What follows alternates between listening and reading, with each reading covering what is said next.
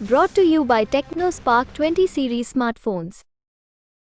देखिए, आसाम के लोगों से आम आदमी पार्टी को हमेशा बहुत प्यार मिला है। चाहे गुवाहाटी में हुए म्यूनिसिपल इलेक्शन में हो, चाहे पहले आसाम के अलग अलग हिस्से में म्यूनिसिपल इलेक्शन में हो, आसाम के लोग आम आदमी पार्टी से पर भरोसा करते हैं। और इस बार यहाँ पे हम 2 लोकसभा सीट्स लड़ रहे हैं और मुझे पूरा भरोसा है कि जिस तरह म्यूनिसिपल इलेक्शंस में भी आसाम के लोगों ने हमें अपना प्यार दिया, अपना आशीर्वाद दिया, उसी तरह से आने वाले समय में अच्छे स्कूल्स के लिए, अच्छे हॉस्पिटल्स के लिए, चाय बागानों के लोगों के लिए ज़्यादा अधिकार के लिए आसाम के लोग आम आदमी पार्टी को वोट दें।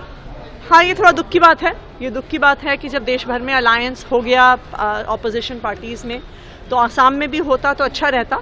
और लेकिन फिर भी मुझे पूरा भरोसा है कि जिस मजबूती से हमारे दोनों लोकसभा के कैंडिडेट्स अपना चुनाव लड़ रहे हैं, इस बार आसाम में लोकसभा के चुनाव में आम आदमी पार्टी का खाता ज़रूर खुलेगा। मेरे हिसाब से 3 या 4 महत्वपूर्ण मुद्दे हैं। सबसे पहली बात, जो आम आदमी पार्टी का हमेशा से ही सबसे बड़ा पॉलिटिकल एजेंडा रहा है, वो हाई क्वालिटी स्कूल्स का रहा है। आप आसाम में देखिए, पिछले कुछ सालों में 8,000 से ज़्यादा स्कूल बंद हो गए हैं। कहते हैं कि सरकारी स्कूल में बच्चे नहीं आते। क्यों नहीं आते सरकारी स्कूल में बच्चे? इसलिए नहीं आते हैं क्योंकि सरकारी स्कूलों का इतना बुरा हाल है। आप अस्पतालों में जाइए, आप हेल्थ सेंटर्स में जाइए, वहाँ पे दवाइयाँ नहीं हैं, डॉक्टर नहीं है, वहाँ पे हाल ठीक नहीं। नंबर तीसरा जो इम्पोर्टेंट मुद्दा है, वो चाय बागान में काम करने वाले लोगों के अधिकारों का है, उनकी मिनिमम वेज का है। आज भी वहाँ पर चाय बागान में 250 रुपये महीने, 250 रुपये दिन के आधार पे पेमेंट होता है। आप दिल्ली में देखिए, दिल्ली की देश के हिसाब से हाईएस्ट मिनिमम वेज है।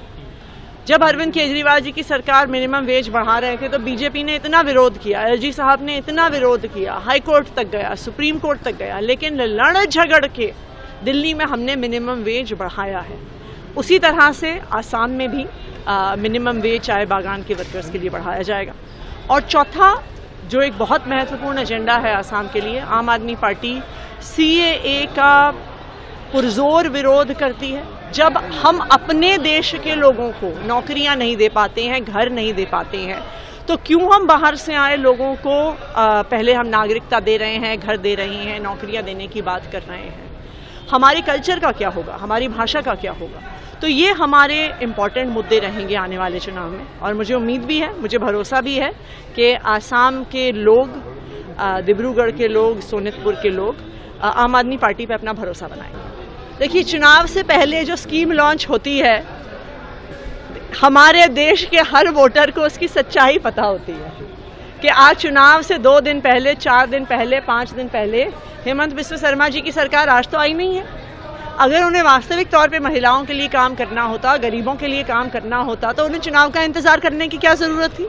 वो पहले ही कर सकते थे। एक चुनी हुई सरकार में पार्टी स्कीम के आधार पे वोट मांग रही है, नई स्कीम के आधार पे वोट मांग रही है, इसका मतलब ही है कि उन्होंने कोई काम नहीं किया है। अगर उन्होंने काम किया होता तो अपने काम के आधार पे वोट मांगते। जैसे अरविंद केजरीवाल दिल्ली में जाके अपने काम के आधार पर वोट मांग रहे हैं, हेमंत बिस्वा शर्मा जी भी मांगते।